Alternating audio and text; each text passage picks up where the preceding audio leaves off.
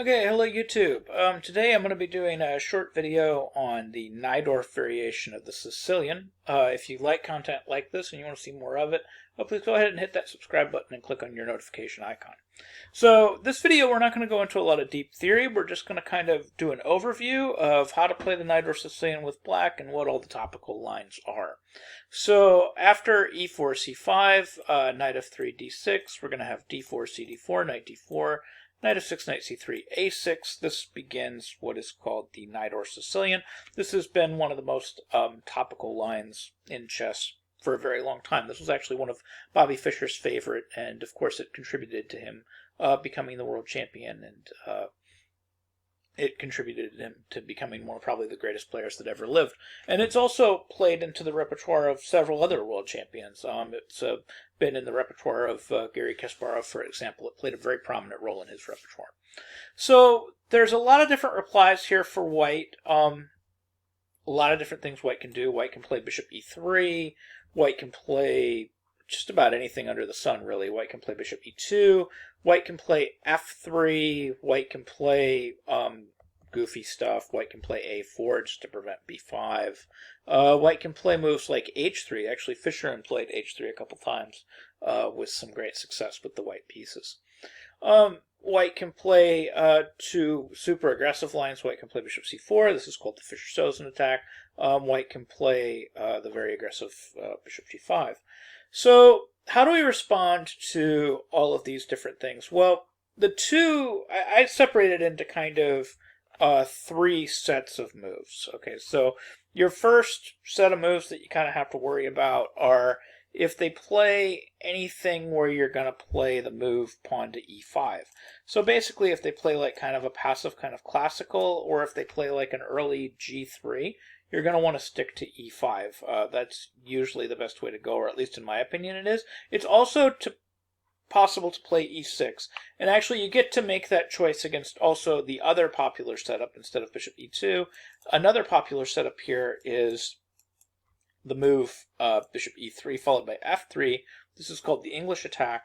And then again, you have to decide whether you're going to play this early e5 or an early e6. And you get to pick between one of those two plans. So basically, just if they play something like, say, bishop e2, you're going to try e5, you're going to kick that knight back, and then the basic plan is just to play bishop e7. And these plans haven't changed a whole lot, really, in the last 50 years. They haven't changed very much. Black just castles as quickly as possible, and then black typically tries to play moves like, bishop e6, b5, knight on b to d7, knight d6, and black tries to play for d5. And meanwhile, white tries to restrict black's position and, of course, prevent white from playing d5, and, of course, try to play maybe even a timely knight d5 himself. So these are kind of the plans for both sides, and this is what each side is going for in these e5 positions. And you're going to, if you play e5 against bishop e2, you're also probably against g3, you're also going to be playing e5. So you're going to be playing e5 and knight b3, bishop e7, bishop g2. Interestingly enough, these are just very similar plans. You're going to be playing pretty much about the same kind of idea. The only difference is that with this bishop on g2, when the knight does finally transfer to d5, they're planning on taking back and extending the scope of the bishop. For the most part, black's plans are going to be pretty much the same here. So those are the two basic plans against bishop e2 and g3. And if you want to, you can also play those plans against bishop e3 and f3, although they're a little bit harder to play against the English attack, because black is intending in the English attack, like after bishop to e3, and let's say followed by e5 or whatever, and let's say knight b3. White is intending to play eventually f3, g4, g5.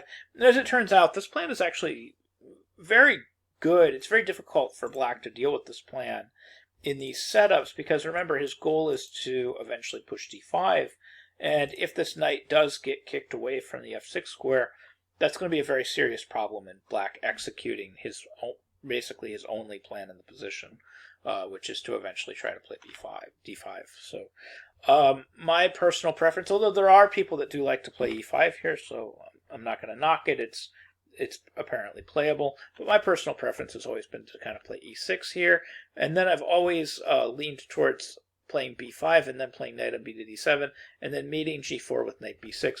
Now, it's also possible to meet g4 with h6, although this does contain a little bit of risk. If white ever does manage to play h4 and then he needs to connect his rooks, once he connects his rooks, the threat of g5, g6 is very, very scary, and I don't like it. So I don't like weakening my position with h6. Now, typically the people that do play h6 in these positions, they intend to follow with b4 followed by d5 fairly quickly just to equalize in the center of the board, and they usually get an equal position. But my personal preference here is after g5 to play knight b6, and then the idea is if they play g5, I'm simply going to retreat this knight back and then play something like this. And this position is potentially very scary advantage black, just kind of defending what white does. If white allows some sort of crazy exchange sack on c3, or if white allows the knight coming into c4, one of these knights coming into c4 with a big queenside attack, white could be doing, black could be doing very, very good here. But you know, this unclear position, black is doing okay, so is white, and that's how you play against the English attack setup. And keep in mind, usually people can employ the English attack setup with either move order. They can employ it with bishop e3 or f3. Usually leads to the same setup. And again, you can play either one of your setups, either e5 or e6. Now, the only two openings that you can't really play a setup against are the two super aggressive main lines, and these will definitely, like, a lot of this stuff is going to need its own video. This is just an overview of kind of what are the main lines against everything.